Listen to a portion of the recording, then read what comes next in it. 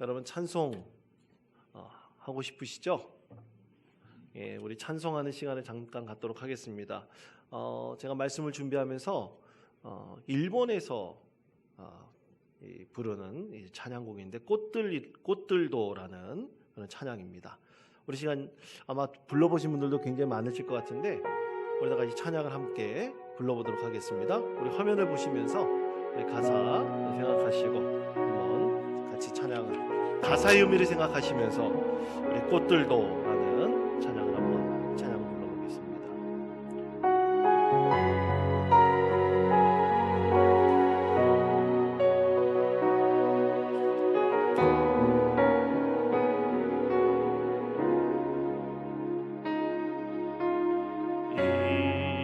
이곳에 생명샘 솟아나 눈물 골짝 지나갈 때에 머자나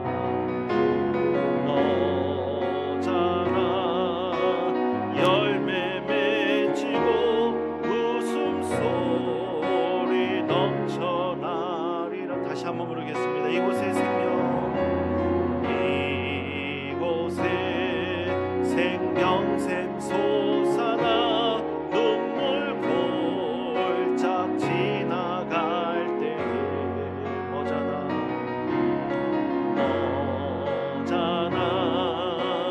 열매 맺히고 웃음소리 넘쳐나리라. 꽃들도 구름도 바람도 넓은 바다로 찬양하라 찬양하라 예수를 하며 하늘을 울리며 노래해 나의 영혼아. 은혜의 주 은혜의 주 은혜의 주. 그날의 하늘이 열리고 모든 이가 보게 되리라. 마침내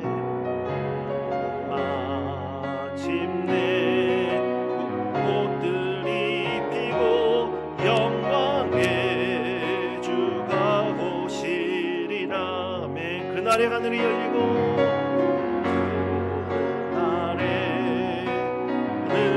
열리고 모든 이가 보게 되리라.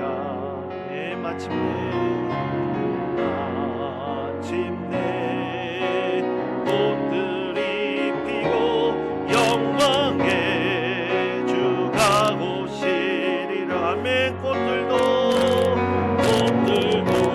구름도 바람도 넓은 바다로 찬양하라 찬양하라 예수를.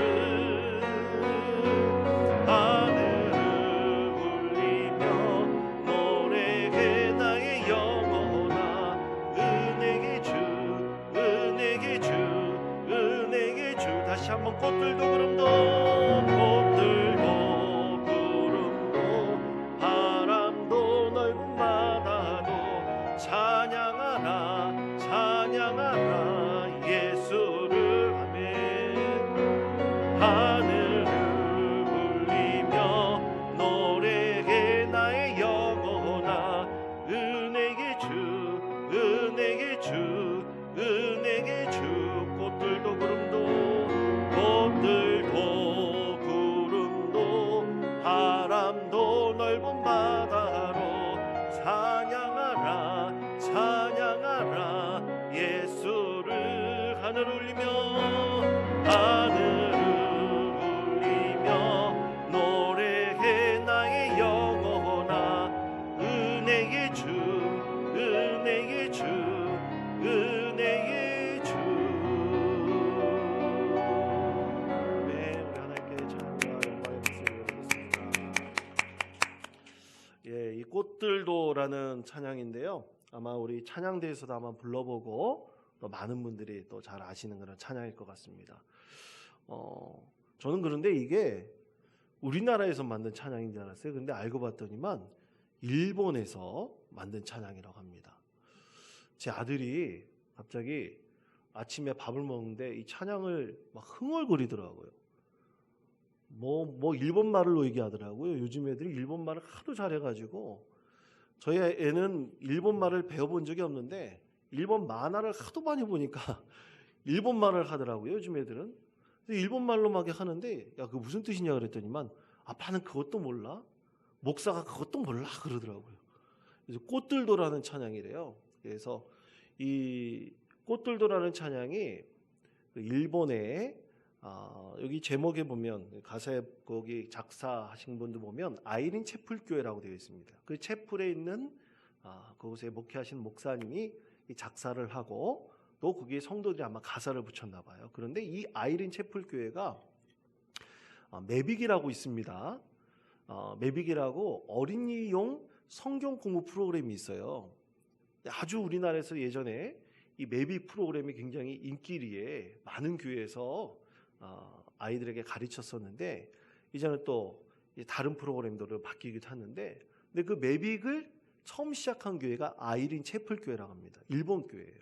일본의 그리스도인들이 1%밖에 되지 않습니다.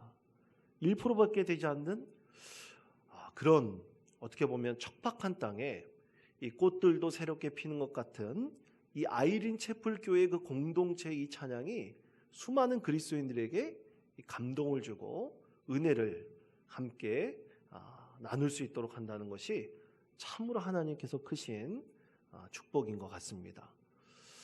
여러분 꽃들도 하나님을 찬양한다는데 우리도 하나님을 늘 찬양해야 되지 않겠습니까? 여러분 오늘 말씀이 바로 찬양에 대한 하나님의 말씀입니다. 역대하 6장 31절에서부터 48절까지 말씀은요, 하나님께서 이 이스라엘 백성들에게 찬양하도록 하신, 특히 예배 가운데 찬양하도록 하신 그 하나님의 말씀을 우리에게 그대로 전하고 있습니다. 그런데 여러분 찬양이 되어서 우리가 그러면 또 알아야 됩니다. 나중에 기회가 되면 우리 성도들과 함께 예배에 대해서, 설교에 대해서 한번 여러분과 함께 성경 공부를 한번 좀 해봐야 되지 않을까라는 생각이 듭니다. 왜냐하면 우리 한국교회 성도들이 예배는 예배인데 과연 예배가 무엇인지, 그리고 예배 가운데 말씀이 무엇인지, 또 그리고 우리 여러분 오늘 우리가 지금 나와서 무슨 예배를 드리죠? 수요 예배를 드리지 않습니까? 내가 너무 어렵게 물어본 것 같은데요. 수요 예배를 드리지 않습니까? 근데 어떤 교회는 이 시간을 수요 기도회라고 하는 교회가 있어요. 그렇죠? 그리고 꼭 금요 예배라고 하는 교회도 있습니다. 근데 금요 기도회라고 하는 것도 있어요. 또 우리 교단에서는 항상 수요 예배, 그 중간에 이제 주중에 중간에 있는 예배라 그래서 수요 예배와 주일 예배를 항상 중요하게 생각을 합니다. 나머지는 이제 자유롭게 기도회를 열 수도 있고 예배를 열 수도 있는데, 또 어떤 교회가 보면 새벽 기도회를 또 새벽 예배라고 그러는 교회도 있어요. 그러니까 우리가 굉장히 모릅니다. 그래서 그것에 대해서 한번 나눌 기회가 있다고 생각을 합니다. 그럼 오늘 찬양은 과연 무엇인가? 우리가 찬양에 대해서는 우리가 이 시간 우리 함께 찬양에 대한 것을 우리가 함께 나누고, 또 그리고 하나님이 이 이스라엘 백성들 가운데 찬양하도록 하신 분명한 이유가 무엇인가, 우리 그것에 대해서 한번 같이 나눠보았으면 좋겠습니다. 여러분 찬양의 정의란 무엇일까요? 여러분 찬양이 뭡니까? 저를 보지 마시고 여러분 교재를 한번 보십시오. 거기 답이 있습니다. 찬양이 뭔가? 찬양은요, 경배의 대상이 있는 게 찬양입니다. 여러분 우상을 찬양할 수도 있지 않겠습니까? 그렇죠? 우상을 찬양할 수 있어요. 경배의 대상이 있는 게 찬양입니다. 그러면 여러분 문화 공연이 찬양일까요? 아닙니다. 문화 공연은 자신이 갖고 있는 재능을 많은 사람들 앞에서 이렇게 드러내 보이면서 그를 지지하는 사람들과 모임을 갖는 게 찬양 공연이, 문화 공연이죠. 근데 찬양 집회는 뭡니까? 찬양 집회는 하나님을 경배하는 사람들이 모여서 집회를 하는 게 사실은 찬양 집회입니다. 말 그대로. 그곳에 기도를 열 수도 있고 또 말씀을 열 수도 있고, 그러니까 그것은 찬양의 중심이 된 집회를 말하는 것이죠. 그래서 찬양은 오로지 대상이 있다. 근데 우리가 말하는 찬양은 그 대상이 누굽니까? 하나님이십니다. 다른 것을 찬양한다 그러면 안 됩니다. 그래서 우리 마음에는 뭐가 있어야 될까요? 하나님을 찬양한다는 간절한 마음을 가지고 그 시간, 찬양의 시간을 가져야 됩니다. 다른 생각을 가지고 찬양하는 것이 아니라 하나님을 찬양하겠다는 그 마음을 가지고 찬양해야 되는 것입니다. 그러면 또 그런 질문을 하시는 분이 있어요. 목사님, 예배 중에 과연 찬양이 꼭 필요한가요? 여러분 한번 답해 보시기 바랍니다. 과연 예배 중에 꼭 찬양이 필요할까요? 여러분 어떠십니까? 제가 한번 경험해 본 예배가 있는데 이 동방정교회 예배를 경험해 봤습니다. 만과라고, 그 저녁 시간에 드리는 예배를 만과라 그러는데, 그 만과에 참여해 봤는데 찬양이 하나도 없는 거예요. 찬양이 하나도 없고 그 예전에 관한 책이 굉장히 두꺼운 게 있다고 합니다. 근데 그 중에서 다 말씀으로만, 하나님 말씀을 계속 읽는 거로만 예배를 드리더라고요. 그 예배의 시간이 1시간 정도 됩니다. 근데 그 만과라고 하는 그 예배 시간에 처음 참여해 봤는데 아주 새로운 경험이었어요. 찬양이 없는 예배였습니다. 오직 말씀으로만 이루어진. 또 떼제 공동체의 예배를 가보면 주로 말씀보다는 이 찬양이 중심입니다. 그러므로 우리가 과연 무엇으로 예배를 하느냐, 이것이 중요한 것이지, 찬양은 우리의 마음과 또 영혼을 하나님께 드리는 가장 중요한 은혜의 수단이라는 데 있습니다. 그러므로 찬양을 할 때 기쁨이 있고, 찬양을 할 때 은혜가 있으며, 찬양을 할 때 우리가 정말 마음에 새로운 평안과 정말 말할 수 없는 하나님의 충만한 은혜를 우리가 그 가운데 경험하게 되는 것이죠. 그래서 찬양을 통해서 우리는 하나님과 교제할 수 있습니다. 찬양을 통해서 하나님께 모든 것을 올려드릴 수 있는 우리의 경배와, 그리고 우리 하나님께 모든 것을 드릴 수 있는 섬김이 이 찬양 가운데 있습니다. 그렇기 때문에 우리가 아무리 또 예배 가운데서 다른 걸 찾아보아도 찬양만큼 우리의 몸과 마음과 영을 하나님께 드리기에 좋은 수단이 또 없는 것이죠. 그렇기 때문에 현대 예배 가운데서는 찬양이 필수적인 요소입니다. 그런데 부산의 소년보 목사님은 찬양대를 없애버렸다고 그러더라고요. 근데 왜 없애버렸느냐?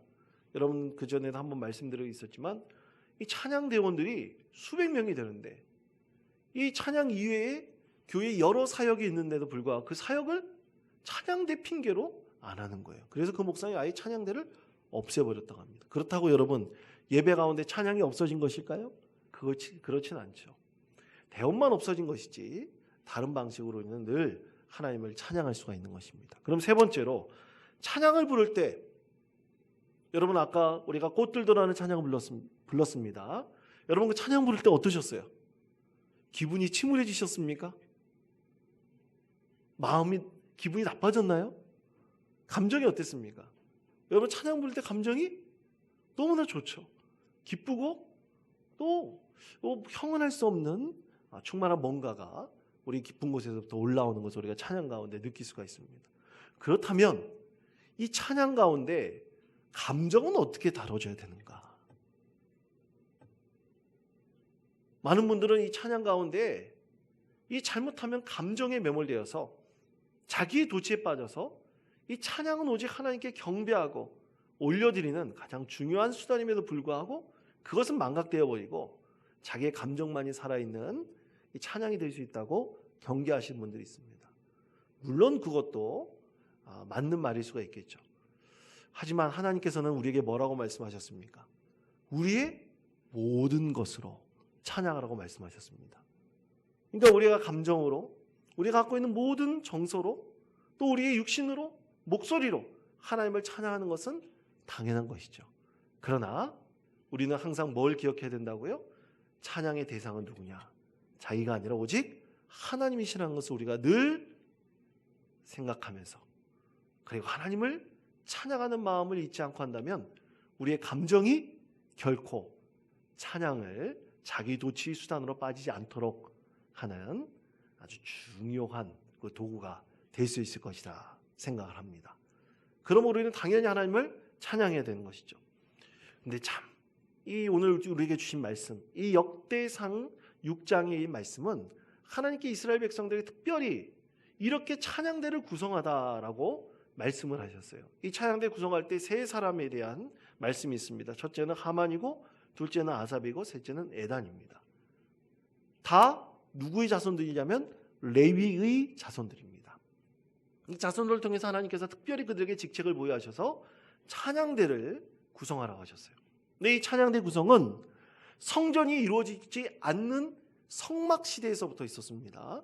이 다윗이 성전을 짓기 위한 준비를 할 때에도 성막이 있었잖아요. 그 성막에 이 언약궤가 있었지 않습니까? 그러면서 그 성막 가운데서 이 레위의 자손들을 통해서 하나님께서 특별히 그들을 세워서 찬양하도록 하신 것입니다. 그런데 오늘 여러분 우리에게 주신 이 하나님의 말씀, 이 역대상은 기원전 4세기 때 기록되어진 하나님의 말씀입니다. 기원전 4세기 때 유다의 백성들이, 이스라엘 백성들이 포로로 잡혀 있을 때 그들의 민족의 역사를 추억하면서 예언자들을 통해서 하나님께서 기록하신 거룩한 하나님의 말씀입니다. 이 기원전 4세기 때 이 역대상의 말씀을 하나님께 주셨을 때 분명한 그 이유가 있습니다. 왜 하나님께서 예언자들을 통해서 이 역대상의 말씀을 주셨을까? 여러분, 이스라엘 백성들이 나중에 고레스 왕의 칙령으로 그들의 땅으로 돌아오죠. 유다의 백성들이 다시 가나안 땅으로 예루살렘으로 돌아옵니다. 예루살렘으로 돌아왔을 때 그들이 가장 먼저 했던 것은 성전 건축이었습니다. 회파되어진 성전을 보수하고 건축하였고 또 예루살렘 성벽을 보수하였습니다. 그러면서 그들이 에스라를 중심으로, 학사겸 제사장이 이 에스라를 중심으로 그들이 성전 예배를 드리기 시작을 합니다. 그때 성전 예배에 드렸던 그 감격은 참으로 놀라운 것이었습니다. 하나님을 찬양할 때 눈물을, 참 기쁨과 감사의 눈물을 흘렸고, 또 하나님 말씀을 들을 때 그들의 죄됨을 크게 하나님께 회개하면서 하나님께 영광 올려드리는 예배를 드렸습니다. 그런데 문제는 그 이후에 나타나는 것입니다. 여러분, 우리가 예배를 하나님께 드릴 때 하나님 오늘만을 나는 예배드리고 내일은 예배드리지 않겠습니다, 그렇게 생각하는 사람이 있나요? 그렇지 않습니다. 어떤 분들은 바빠서 예배드리지 못한다고 합니다. 그런데 왜 계속해서 우리가 매주 주님 앞에 나와서 예배드리라 그럴까? 왜 주일 오후도 나와서 예배드리고 수요일 날도 와서 하나님께 예배하자 그럴까? 그 이유가 분명히 있는 것이죠. 여러분, 이스라엘 백성들이 그들의 땅으로 돌아와서 성전도 새롭게 재건하고 또 그리고 성벽도 이제 다시 세웠습니다. 보수하였습니다. 그리고 예배했습니다. 그런데 그들 가운데 그 이후에 변화된 것이 없는 거예요. 왜 변화된 것이 없을까요? 간단합니다. 예배의 간격이, 그 예배를 통한 회개가 일시적이었기 때문이죠. 지속적이지 않았기 때문입니다. 결국에는 그저 하나의 이벤트처럼 끝나버렸기 때문이죠. 그 이후로 하나님께서 말씀하신 것은 그것입니다. 여러분, 더 깊이 이야기 부분에 말씀해 보면 성벽도 재건하고 성전도 다시 만들었어요. 그러나 중요한 것은 그 나라에서 늘 하나님을 예배하고 하나님을 찬송함이 거룩한 백성으로서 만들어가는 믿음의 과정으로서 서 있어야 되는 거예요. 아무것도 변화된 게 없는 거예요. 그들 삶의 자리에 있어 왔던 우상을 섬기는 습관들, 이방인들과 결혼해서 그들이 맺었던 모든 관계들, 아무것도 변하지 않아요. 아무것도 일어난 게 없어요. 바뀐 게 없어요. 근데 그들 가운데 진정으로 하나님을 예배하며 하나님을 찬양할 수 있었을까? 어불성설이죠. 말도 안 되는 얘기입니다. 결국 예배는 일시적인 사건으로 끝나버리고, 그렇기 때문에 하나님께서는 오늘 이 역대상의 말씀을 주시면서 이스라엘 백성들에게 다시 한번 찬양하며 예배를 세워나갈 것이, 예배의 중심에 신앙을 세워나가며 그들이 사회를 변화시키고 또 잃어버렸던 그 땅을 다시 한번 회복하기를 간절히 원하셨던 것이죠. 그래서 역대상의 말씀, 역대기의 말씀을 주신 겁니다. 그 역대기의 말씀을 읽으면서 다시 세우라는 거예요. 과거의 역사를 다시 돌이키면서 하나님 중심의 예배를 다시 세우라는 것입니다. 그래서 그들이 가장 먼저 중요하게 하나님께서 여기시며 말씀하시며 또 그들이 생각했던 것은 온전한 예배의 회복입니다. 그 예배 가운데 하나님께서 오늘 말씀하신 그대로 다윗과 솔로몬 시대 때 그 다윗을 통해서 말씀하신 그대로 이 찬양대를 세우신 거예요. 찬양대를 세워서 늘 하나님을 찬양하도록 한 것입니다. 그리고 찬양대를 세울 때 특별히 레위인들만 구분해가지고 하나님께서 이 찬양대를 세웠던 것입니다. 아무나 찬양대가 된 것이 아니에요. 자격이 레위인들, 그 자손들을 통해서만이 하나님께서 찬양대를 세우고 찬양받도록 하셨던 것입니다. 자, 그렇다면 하나님께서 이 레위인들을 통해서 찬양대를 세우셨는데 그럼 찬양대를 세워진 이 찬양대원들은 과연 오늘날 어떤 사람들일까? 이스라엘 백성들은 레위인들이 찬양대원이 됐습니다. 그럼 오늘날 찬양할 사람들은 누구인가? 이것이 중요한 것이죠. 그 첫 번째는 그들은 바로 찬양대, 하나님을 찬양하는 그들은 하나님의 평안을 위한 예배자들이다라는 것입니다. 자, 역대상 6장 31절에서부터 32절까지 말씀 우리 다 같이 한 목소리로 봉독하겠습니다. 언약궤가 평안을 얻었을 때에 다윗이 여호와의 성전에서 찬송하는 직분을 맡긴 자들은 아래와 같았더라. 솔로몬이 성전을 세울 때까지 그들이 회막 앞에서 찬송하는 일을 행하되 그 계열대로 직무를 행하였더라. 아멘. 자, 언약궤가 평안을 얻었을 때라고 그랬습니다. 그러니까 모든 전쟁이 이제 그치고 나라가 안정이 되고 이제 다윗이 이 성막을 제대로 세우고 그 이후에 성전을 지을 준비를 하고 있었던 바로 그때죠. 그때 평안을 얻었을 때라고 말씀을 하는데, 여러분 우리가 찬송할 때 말입니다. 찬송할 때 여러분 우리 감정에 또 우리 그 마음의 상태가 과연 우리는 어떨 때 하나님을 진정으로 찬양할 수 있을까요? 어떨 때 찬양할 수 있을까요? 그 전날 남편하고 부부싸움을 밤새도록 하고 왔는데 주일날 아침에 찬양하려고 그러는데 남편하고 싸웠던 게 막 기억이 나요. 그 가운데 찬양을 한다고 한번 가정해 보십시다. 여러분 그 사람의 얼굴이 과연 어떻게 많은 사람들에게 비춰질까요? 제가 그 신학교에서 그 이제 예배하게 돼서 배울 때 교수님이 그런 얘기를 하시더라고요. 한 학생이 질문을 했습니다. 교수님, 어떤 교회 가서 보니까 목사님이 찬양대원들이 찬양을 쓸 때 귀걸이 화려한 거 하지 마라, 목걸이 화려한 거 하지 말라고 그렇게 가르치시더라고요. 그게 맞는 얘기입니까? 그렇게 물어보더라고요.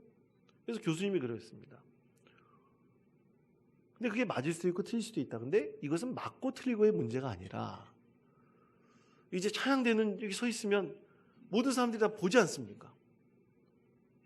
보는데 이제 찬양대원들을 이제 성도들이 바라봐요. 근데 어떤 분이 엄청나게 큰 귀걸이를 하고 찬양대를 섰단 말입니다. 근데 혹시 어떤 분이 저 귀걸이가 무슨 귀걸일까? 저분이 하고 있는 게 저게 얼마짜릴까? 이런 마음으로 과연 예배드리려고 만든다면 우리는 예배 가운데 과연 하나님께 온전히 집중하며 예배할 수 있을까라는 거예요. 그렇기 때문에 이 화려한 것들을 찬양대원은 잠시 뒤로 하고 오로지 하나님께만 집중한다는 것이죠. 그렇게 생각해 본다면 여러분, 평안이 없는 사람이, 평안이 없는 찬양대원이 찬양을 섰을 때 과연 그것을 우리 하나님께서 기쁘게 받을 수 있을까라는 것입니다. 그러기 위해서 우리는 먼저 찬양으로 하나님께 설 때, 오늘도 우리도 마찬가지입니다. 우리가 찬양할 때 우리가 처음에 찬양을 불렀지 않습니까? 여러분 마음속에 평안과 기쁨이 있지 않습니까? 그런 마음이 되기를 하나님께 간구하고 구한 다음에 우리는 찬양을 해야 된다는 것입니다. 그때 우리의 평안의 마음이 하나님께 올려지고 또 그리고 평안을 구하는 모든 사람들의 찬양을 하나님께서 기뻐 받으시며 수많은 사람들에게 평안을 전달하는 자가 되게 해주시는 것입니다. 그러므로 예배 가운데 찬양대원이 굉장히 중요합니다. 왜 기도하고 올라갈까요? 왜 마음을 정돈하고 하나님 앞에 서야 됩니까? 왜 마음을 가지고 또 목소리를 가지고 찬양을 연습해야 되는 것입니까? 분명한 이유가 있는 것이죠.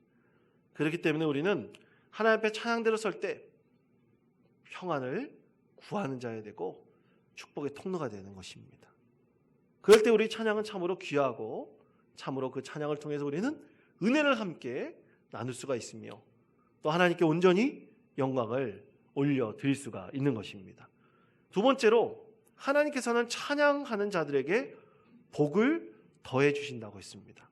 자, 역대상 6장 33절, 39절, 44절, 48절 말씀, 우리 모니터에 있는 말씀을 우리 다 같이 한 목소리로 봉독하겠습니다. 시작. 직무를 행하는 자와 그의 아들들은 이러하니 그아스의 자손 중에 헤만의 형제 아삽은 헤만의 오른쪽에서 직무를 행하였으니 그들이 형제 무라리의 자손 중 그의 왼쪽에서 직무를 행하는 자는 에단이라. 그들이 형제 레위 사람들은 하나님의 집 장막의 모든 일을 맡았더라. 아멘. 자, 하나님께서 특별히 세워주신 자는 이 복을 더해주신 자들로 세워주신 분은 누구냐? 레위 자손들이에요. 아까 말씀드린 이제 헤만, 아삽, 그리고 에단, 그리고 그의 자손들이에요. 그들에게 특별히 하나님께서 이 찬양대원의 자격을 부여해 주셨는데, 근데 왜 하필이면 레위의 자손들인가? 여러분, 레위 자손들은 어떤 사람들입니까? 야곱의 12아들 중에서 아주 중요한 한 가지 사건이 있었는데, 그 레아의 딸 디나가 하몰의 아들 세겜에게 강간을 당하는 일이 있었습니다. 세겜 지역에 야곱이 거주하고 있을 때 이 세겜이 이 야곱의 딸을 아주 못씀 짓을 한 것이죠. 그것을 인해서 분쟁이 생겼습니다. 그래서 이거를 해결하기 위해서 야곱은 그러면 하몰의 아들 세겜과 내 딸 디나와 함께 결혼을 시키자. 근데 그 조건이 있다. 그렇게 하려면 우리는 꼭 할례를 받아야 될 그런 족속이므로 이 세겜도 할례를 받아야 된다. 그 세겜에 속한 남자들도 할례를 받아야 된다는 거예요. 그래서 할례를 시켰죠. 근데 그 가운데 이 야곱의 둘째, 셋째 아들인 시몬과 레위가 칼을 들고 하몰과 그리고 그의 아들 세겜을 죽여버립니다. 분한 마음으로 죽이는 그런 사건이 일어나죠. 그 사건으로 이제 시몬과 레위가 이 하몰에 속한 사람들을 많이 죽이고 그들의 물건들을 도륙을 합니다. 그리고 이제 야곱은 그 사건으로 인해서 하나님의 명령을 받고 그곳에 거주하지 못하고 베델로 올라가서 그곳에서 거주를 하게 됩니다.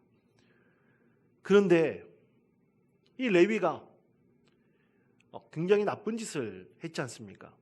엄청난 짓을 일으켰어요. 그런데 하나님께서 이 레위를 특별히 택하셔서 레위 자손들을 통해서 찬양받게 하신 분명한 이유가 있다는 것입니다. 그것은 여러분 오늘 교재에도 함께 있는데요. 출애굽기 32장에 보면 금송아지 사건이 있었을 때 오직 모세의 팔이 되어서 이 금송아지를 섬겼던 잘못된 백성들을, 죄된 백성들을 이제 벌한 사건이 있었습니다. 그때 선봉에 섰던 사람들이 누구냐? 레위 자손들이에요.